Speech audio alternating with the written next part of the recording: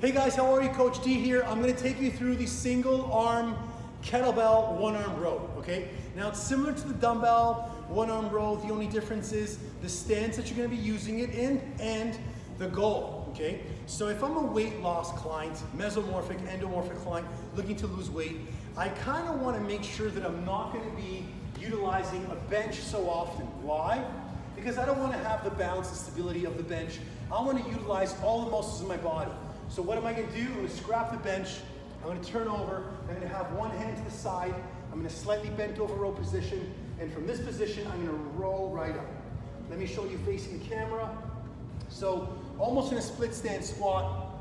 If I start off from standing position, I take a step backwards. I slowly lower my torso, keep my hips up, and my chest is slightly parallel to the floor. My opposite hand is straight out to the side to flex to keep my body engaged. And from this position, I'm going to drive up and hold. 1, 2, and slowly release. Now, the key and the secret to doing any pull movements is to hold the contraction at the top. A lot of people will do this. They'll simply do a bicep curl and expect the results from the back. Drive up and hold, slowly release. The breathing will be exhaling as you contract, inhale as you release. Exhale and inhale. Now you can choose to do it a different method where you're actually leaning forward. I'll show you from this direction and from this direction, both knees together, one hand to the side, and drive up and hold. This gives you a little bit more balance and stability. And the same complex rules apply with your breathing. The one key thing you want to remember, guys, is when you're rowing, watch my hands. I'm driving in with my elbows and my thumbs are slightly out. Why? I want to get that W approach by driving in as tight as possible. My shoulder is going to drive back as I row. Shoulder comes back. If not, this ends up happening. Shoulder dips forward. I'm using my biceps. I want to retract my scapula.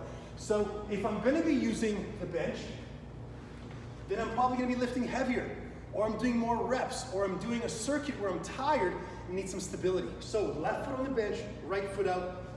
This leg needs to be slightly bent and super, super wide. Why? If I'm too narrow, I'm going to be driving up too high my shoulders. Super wide, hips and arched, hips and back arched. I'm going to drive and hold. 1, 2, slowly stretch out. Notice how as I'm rowing, I row into the low back, into the armpit, and I slowly stretch it out forward. Row it in and forward.